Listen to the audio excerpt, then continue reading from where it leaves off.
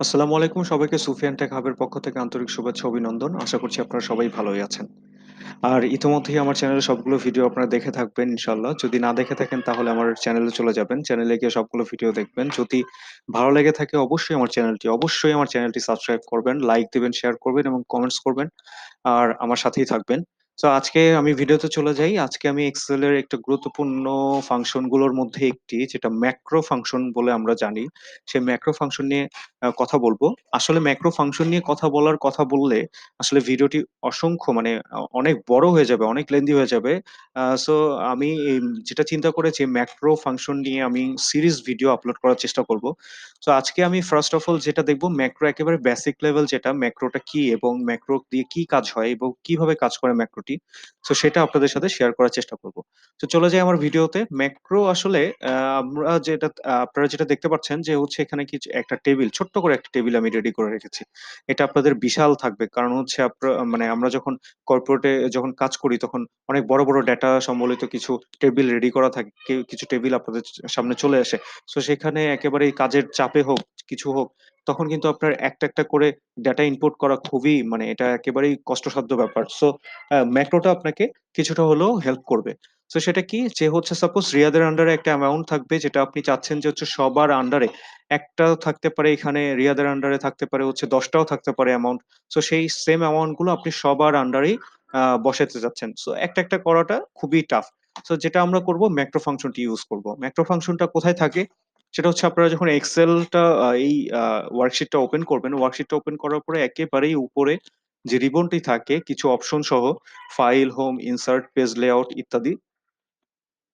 এখানে একেবারেই শেষে ভিউ নামে যে অপশনটা আছে, ভিউ নামের অপশনটিতে আপনি ক্লিক করলে এখানে ম্যাক্রোস নামে অপশনটি আপনি মানে আপনি দেখতে পারবেন। সো আমরা এখন ম্যাক্রোর কাজটি করব। ম্যাক্রোর কাজ করতে গেলে আপনার এখানে অ্যারোতে ক্লিক করতে হবে।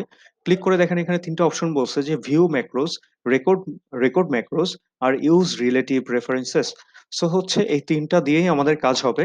সো আমরা যেটা করব নতুন করে যেহেতু হচ্ছে ম্যাক্রো ক্রিয়েট করব, আমরা রেকর্ড ম্যাক্রোতে ক্লিক করব। ওকে? Record macro.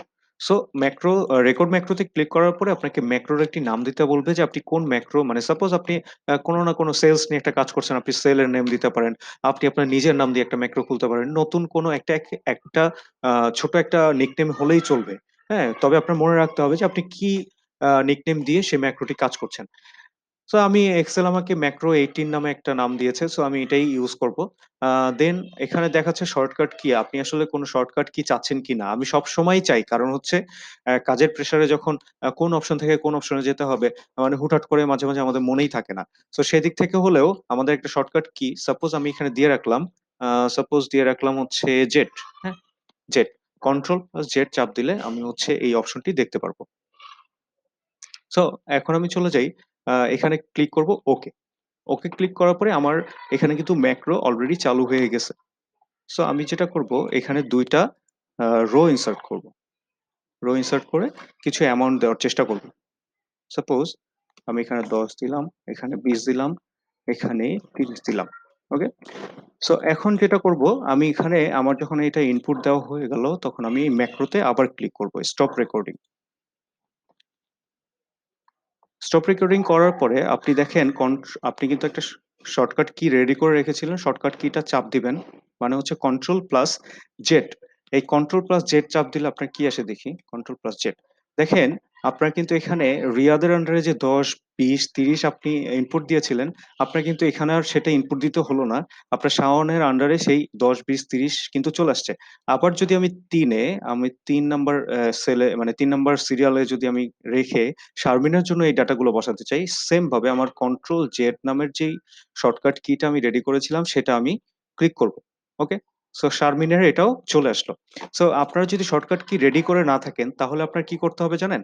তাহলে আপনার একটা অপশন ক্লিক করতে হবে। সেটা কি?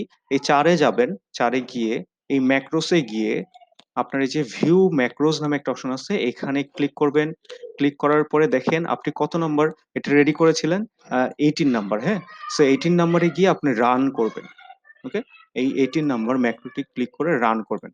রান করার সাথে দেখেন আপনার চলে আসছে। সো এই অপশনগুলো এই অপশনে গিয়ে হচ্ছে ক্লিক করার থেকে শর্টকাট কি রেডি করে রাখা অনেক ভালো। সো আশা করছি আমার ভিডিওটি অবশ্যই ভালো লেগেছে। ম্যাক্রোর একেবারে বেসিক লেভেলটি আমি দেখানোর চেষ্টা করেছি। সো যদি ভালো লেগে থাকে অবশ্যই আমার চ্যানেলটি সাবস্ক্রাইব করবেন, ভিডিওতে লাইক দিবেন, কমেন্ট করবেন এবং শেয়ার করবেন। আ আ আশা করছি ভালো থাকবেন, সুস্থ থাকবেন।